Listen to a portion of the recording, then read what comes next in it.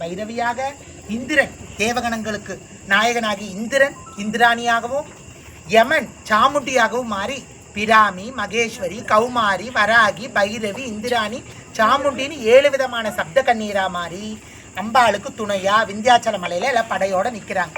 படையோட நிற்கவே அந்த சும்ப நிசும்ப வதமும் சண்டமுண்டனுடைய வதமும் மீதம் இருக்கின்ற துர்கமாசுரனுடைய வதங்கள், அருணாசுருடைய வதம், மகிஷாசுரன் எனப்பட்ட அரக்கனுடைய வதமெல்லாம் 9 நாட்களும் நடந்தேருது. அதைத்தான் நம்ம நவராத்திரியா கொண்டாடுறோம். இப்படி இந்த வதமெல்லாம் நடந்துட்டு இருக்க சமயத்துல விசுக்குரன் எனப்பட்ட ஒரு அரக்கன் இருக்கான். அவன் சாதாரண ஆளா? அவன் எப்பேற்பட்ட வரம் வாங்குறான் தெரியுமோ?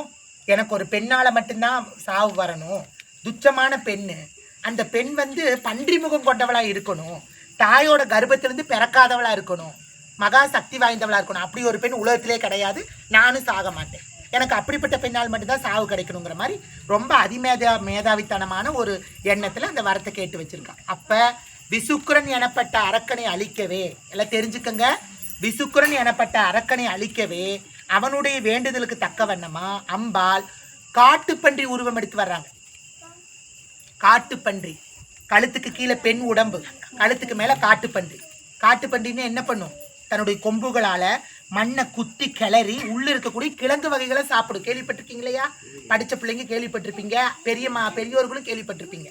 காட்டுப்பன்றி என்ன சாப்பிடும்? கிழங்கு வகைகளை சாப்பிடும். அப்படி குத்தி குத்தி கிழங்கு வகைகளை சாப்பிடக்கூடிய தன்மை வாய்ந்ததாகவும் முரட்டு தனமான பெண் உடல்னாலும் முரட்டுத்தனமான எதிரிகளை பார்த்த மாத்திரத்திலே பயப்படுத்தி ஓட ஓட விரட்டக்கூடிய ஒரு தன்மையை பொருந்தியவளா மகா உக்ர ரூபணியா அன்னை பன்றி முகம் எடுத்து வர்றாங்க. அன்னை யாரு? விஷ்ணுடைய அவதாரம்.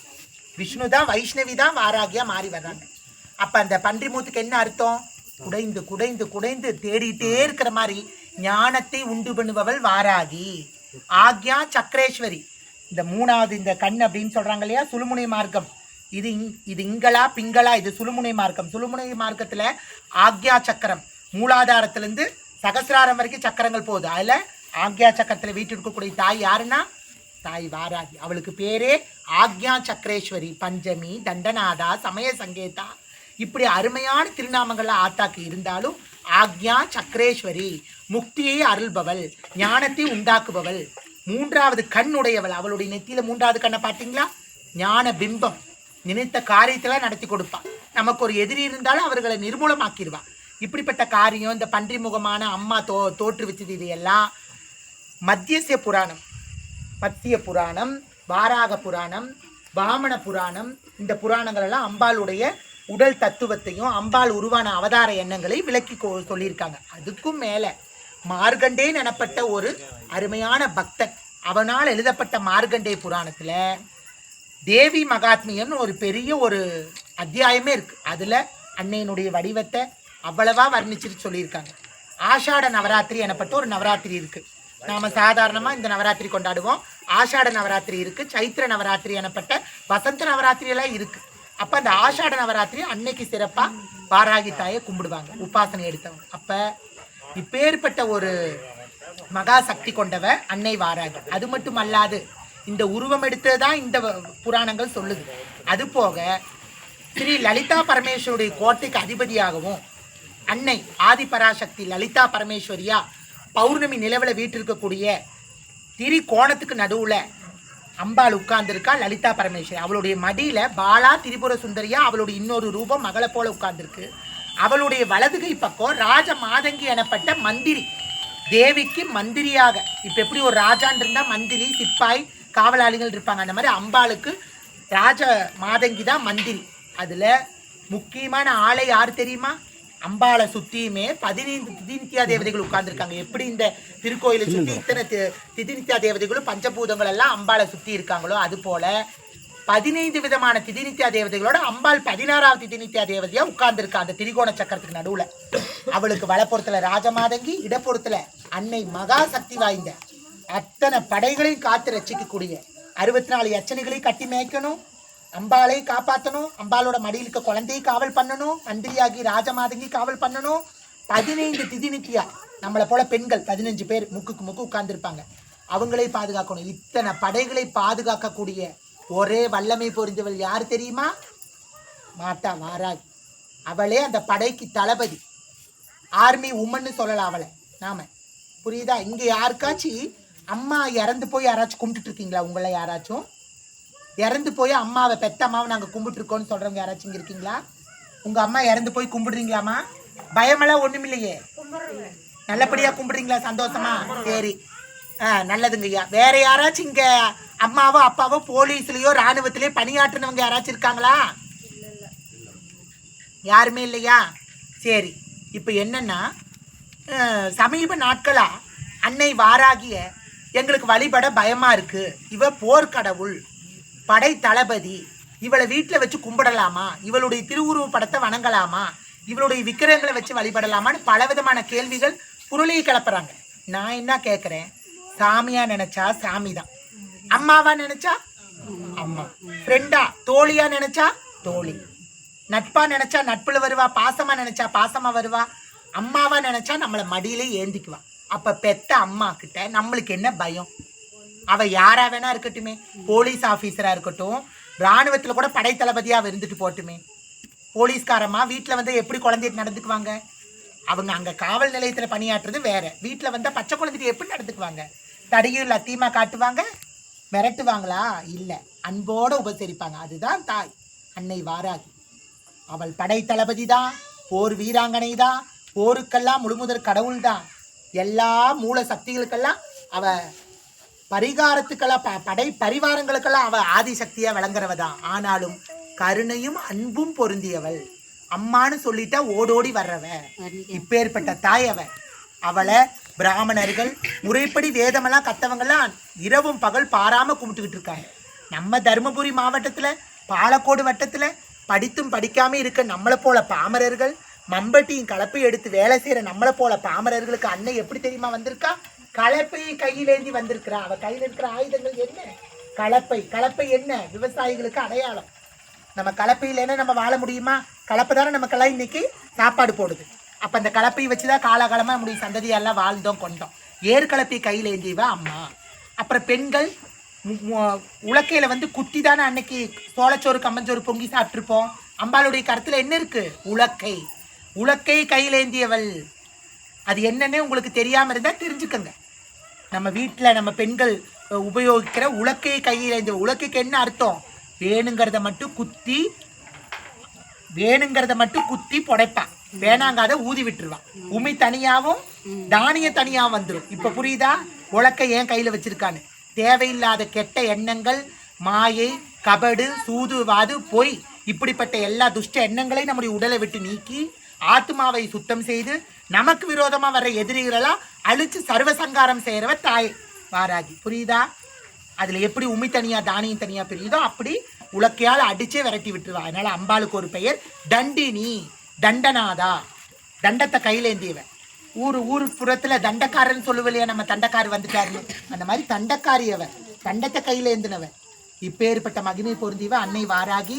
விஷ்ணுடைய அவதாரமா இருக்கிறதுனால சங்கு சக்கரம் கையில ஏந்தி இருக்கா, அங்குசம் பாசம் கையில ஏந்தி இருக்கா. யமனோடு ஏன் உட்கார்ந்துருக்கா? இந்த பாலக்கோடு வட்டத்துல உலகில் எங்கும் காணாதபடி எப்பேற்பட்ட தேசங்கள், மேற்கத்திய தேசங்கள்லாம் சொல்றாங்க, அமெரிக்கா, சிங்கப்பூர், மலேசியா, வாயிலே வராத என்னென்னமோ பெயர்கள்லாம் சொல்றாங்க, மேற்கத்திய நாட்டவர்கள்லாம் சொல்றாங்க. ஆனா நமக்கு எதுவும் தெரியாது.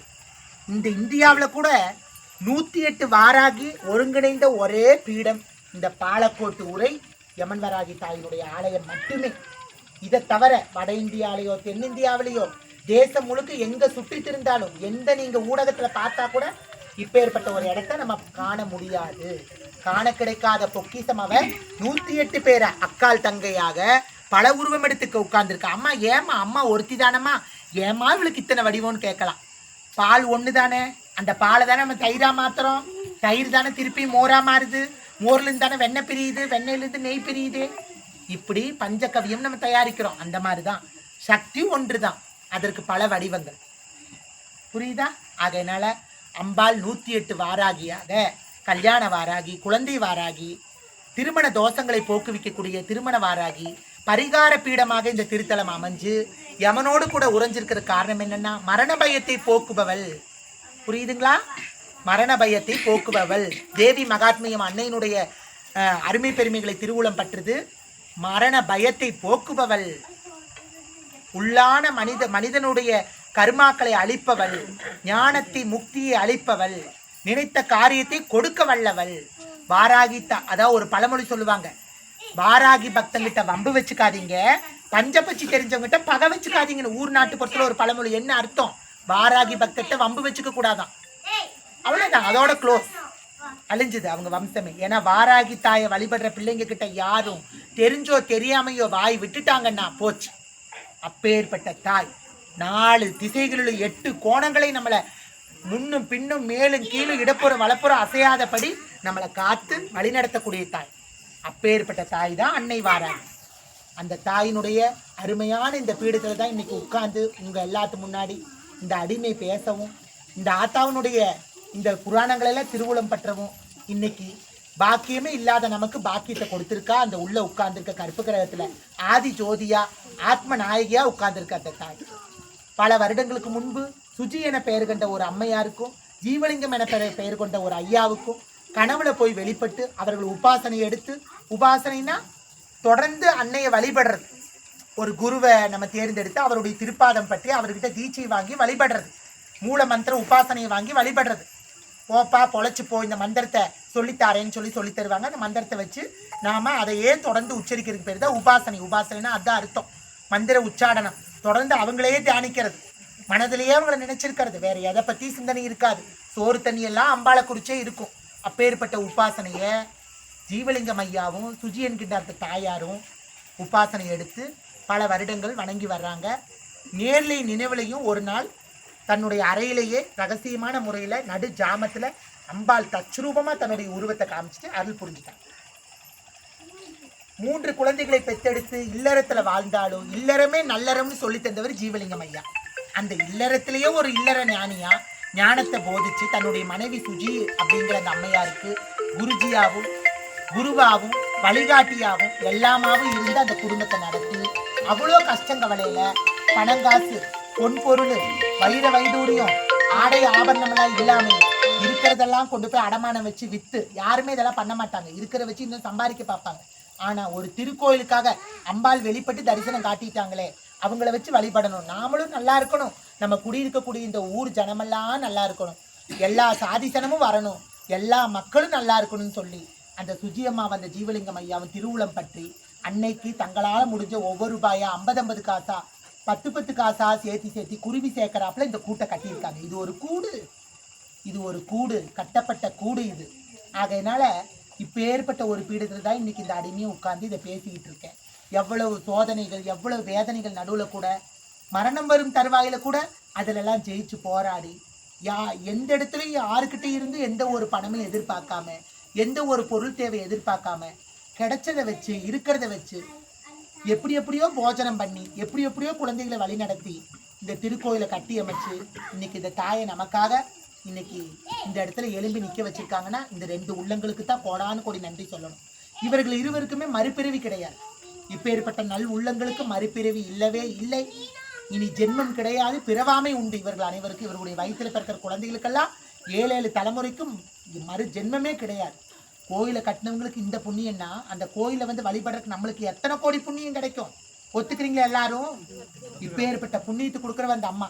நாம ஒன்றும் எதையும் நம்ம போராடலை கொள்ளலை, யாரோ போராடி ஒரு கோயிலை எழுப்பி நம்மெல்லாம் வந்து வழிபடணும்னு இந்த தரையெல்லாம் இந்த மண்ணெல்லாம் இந்த கல்லெல்லாம் இந்த சிமெண்ட் எல்லாம் ஒவ்வொன்றும் அவங்களோட வேர்வை அவங்களோட பேர் சொல்லுது. உங்களை போல அடியார்களெல்லாம் கொண்டாந்து அந்த கோயிலுக்காக கொடுத்துருக்கீங்க. எல்லாரும் கூட ஒரு கை வச்சிருக்கீங்க. ஒரு மர தோப்பாகாது, எல்லாரும் சேர்ந்தாதான் அது ஒரு தோப்பா மாறும். அந்த மாதிரி ஒரு கை ஓசையாகாது, எல்லாரும் சேர்ந்து தட்டும்போது தான் அது ஓசை ஆகும்னு சொல்லி எல்லாரும் இணைஞ்சு இதை பண்ணியிருக்கீங்க. இந்த பீடமானது வாராகி தாயை பற்றி இவ்வளவு அருமை பெருமையாக நம்ம புராணத்தில் இப்போ படித்து தெரிஞ்சுக்கிட்டோம். ரிக்கி அஜூர் சாம அதர்வண வேதங்களை பவிஷ்ய புராணம் கருட புராணம் இன்னும் பத்ம புராணத்துலலாம் இனி நடக்க போகிற சம்பவங்களை எல்லாம் இந்த கலிகாலத்தில் அன்னை ஆதிசக்தி வர்ணித்து சொல்லியிருக்கா, திருவுளம் பட்டியிருக்கா. மார்கண்டேயர் மூலமாகவும் துர்வாச முனிவர் மூலமாகவும் இன்னும் அநேக சித்தர் பெருமக்கள் மூலமாகவும் திருவுளம் பட்டியிருக்கா. தர்மம் வந்து தடுமாற வேண்டிய காலகட்டத்தில் நின்றுருக்கோம். பொய் புரட்டு அதிகமாகும், திருட்டு புரட்டு அதிகமாகும், நல்ல வழியில் போகிறவங்களுக்கு சோதனை அதிகமாகும். ஏன் எங்களுக்கு சோதனை வருது? இந்த திருக்கோயிலுக்கு நாங்கள் வந்து சரண்டர் ஆகிறோம், சரணடைஞ்சிட்டோம், அம்பாளுடைய பீடத்திலே நாங்கள் சரண்டர் ஆகிட்டோம். எங்களுக்கே இந்த சோதனை வருதுன்னா, ஒரு துணியை நம்ம வாங்கிட்டு வந்து உடனே இந்த துணியை உடுத்தினா நீங்கள் உடுத்திட மாட்டீங்க. சரியான ஒரு தையல்காரத்தை கொண்டு போய் தானே துணியை தைச்சு தானே உடுத்துவீங்க. எத்தனை தையல் விழுகும், அதில் எத்தனை ஓட்டை விழுகும், அடிபட்டு மிதிப்பட்டு தானே அந்த துணியாக மாறும். அதை வடிவமைக்கப்பட்ட பின்னாடி தான் நீங்கள் உடுத்துவீங்க. ஒரு தங்கத்தை வெட்டி கொண்டாந்து கொடுத்தானே வாங்கிடுவோமா? அதை புடைச்சி புடமிட்டு அதை தீயில போட்டு எரிச்சு அதுக்கு உருவம் கொடுத்து எல்லாம் பண்ணி தானே 22 கேரட்டாக மாறி நம்ம வாங்கிட்டு வர்றோம். ஒரு குயவன் வந்து மண்பானை செய்கிறாங்க, காலால் மிதித்து என்னென்னமோ பண்ணி எல்லா கூத்து முடிஞ்சுதானே அது மண்பானையாக உருவாகுது. உண்மையா இல்லையா? கற்சிலையே பண்ணுறோம். அந்த சிலையை உளியால் அடியான அடி அடிச்சு தாங்கி நிற்கணும். கடைசியில தானே அது அழகான சிலையா உருமாறுது.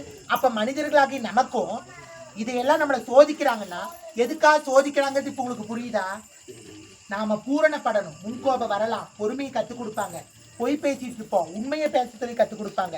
பேராசையை வச்சுட்டு தவறான பாதையில போகக்கூடியவங்களா இருப்போம். நல்ல வழியில நேர்பாதையில நடக்கவும், எல்லா மக்களையும் நேசிக்கவும், இருக்கிறத பகிர்ந்து உண்ணவும், இப்படியெல்லாம் கற்றுக் கொடுக்கத்தான் அந்த ஆத்தா நம்மளை சோதிச்சுக்கிட்டு இருக்கா.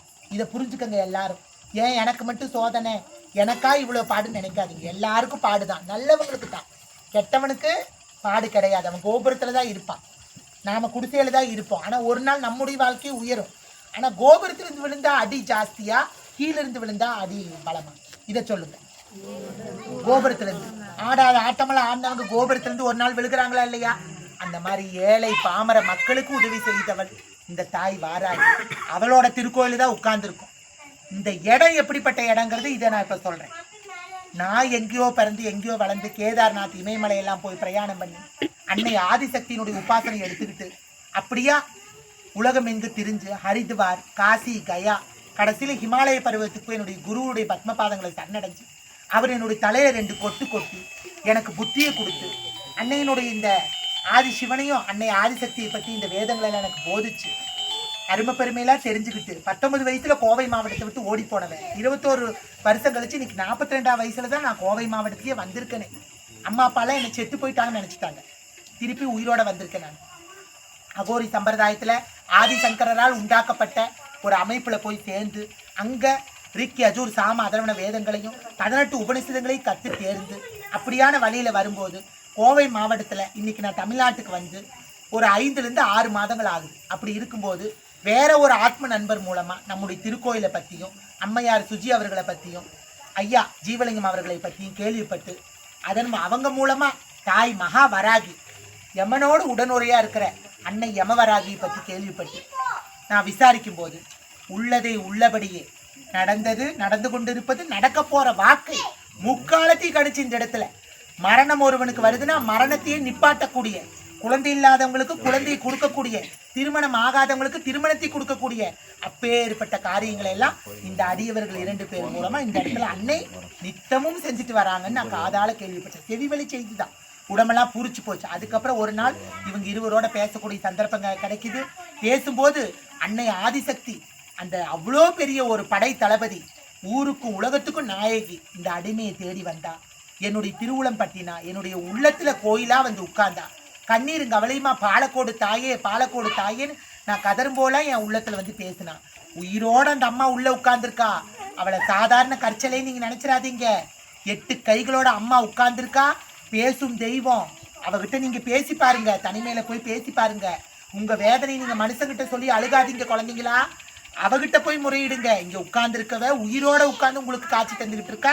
நீங்க பேசுற பேச்சுக்கு அன்னைக்கே அந்த வினாடியே அந்த நாளைக்கே அவ பதில் கொடுக்க வல்லமை உள்ளவளாகவும் மாபெரும் சக்தி உள்ளவளாகவும் இருக்கா. இந்த இடத்துல கூட சுஜிங்கிற இந்த அம்மையார் மூலமா அநேக குழந்தைகளுக்கு, குருடான மக்களுக்கு கண்ணை திறக்கிறா. வாய் பேச முடியாத ஊமை, அதாவது ஊமைனா வாயிருந்தும் பேச முடியாம இருக்காங்க இல்லையா, அப்பேற்பட்ட மடையர்களை அஞ்ஞானிகளுக்கு ஞானத்தை வழங்கக்கூடியவளா, போதிக்கக்கூடியவளா, குருவாகவும் அடியாளாகவும் கோயிலுக்கு வழிநடத்தக்கூடிய வழிகாட்டியாகவும் நிறுவனனாகவும் ஒரு பூசாரியாகவும் இந்த குழந்தைகளை வச்சு அன்னை இந்த இடத்துல அருள்பாலிச்சுக்கிட்டு இருக்கா. என்ன உங்களுக்கு தேவை? சவால் விட்டு இங்க வந்து கேளு. உலக மக்கள் அனைவருக்கும் நான் சொல்லிக்கிறது, சவால் விட்டு சொல்றது என்னன்னா, வந்து இவகிட்ட முறையிடுங்க. உங்களுடைய கேள்வி என்னன்னு இங்க வந்து கேளுங்க. நடக்காத காரியம் என்னன்னு இங்க வந்து முறையிடுங்க.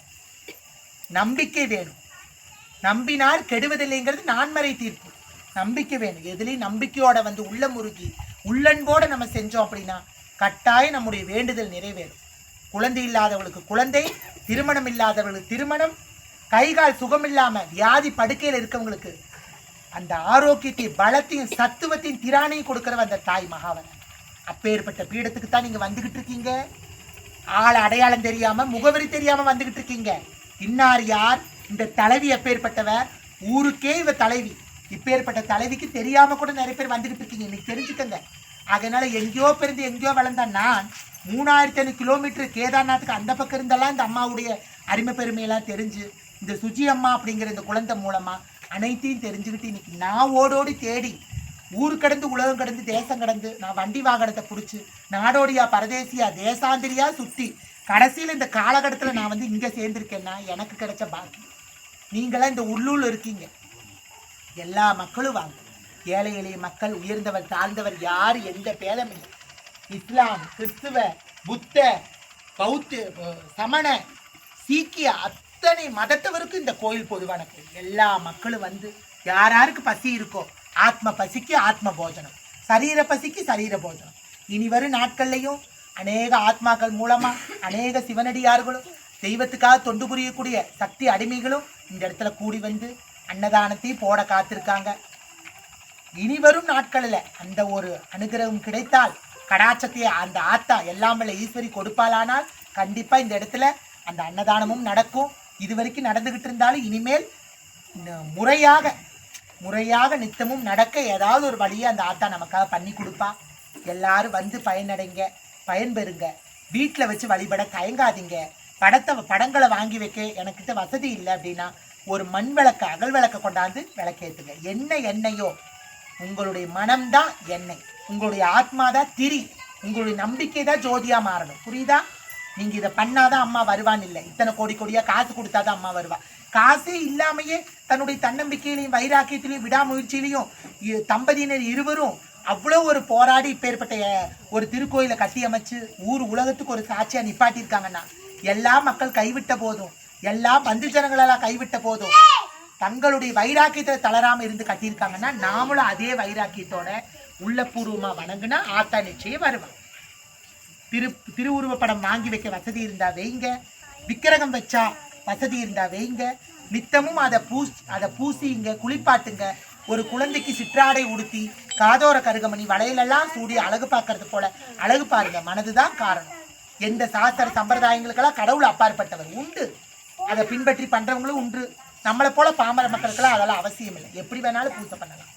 ஆகையினால மக்கள் அனைவரும் ஒன்றிணைந்து இந்த பூஜைகளை மேற்கொள்ளுங்க, வந்து பங்கேற்று கொள்ளுங்க, குடும்பத்துல வச்சு வழிபடுங்க. அன்னை ஸ்ரீ பாலக்கோடு தாய் அப்படின்னு சொல்லி அவளுடைய மூல மந்திரத்தை சுஜி அம்மையாரிடம் கேட்டு மூல மந்திரத்தை வீட்டில் சும்மா இருக்க நேரத்தில் சொல்லிட்டு வாங்க.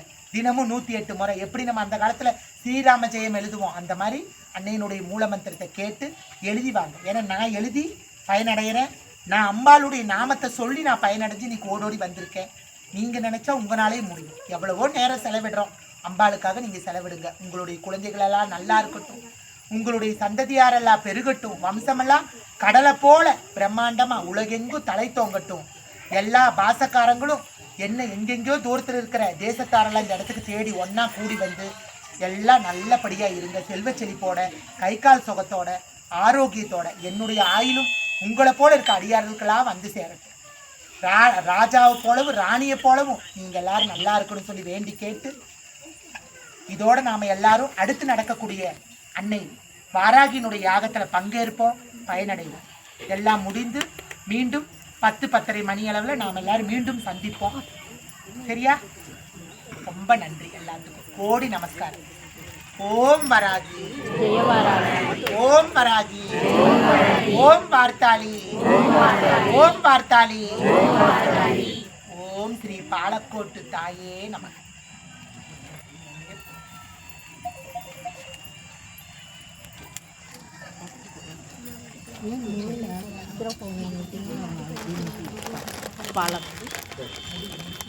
கேட்டு இது பண்ண அப்புறமா இல்லை, அவர் சொல்லிட்ட அப்பையும் முன்னாடி நீங்கள்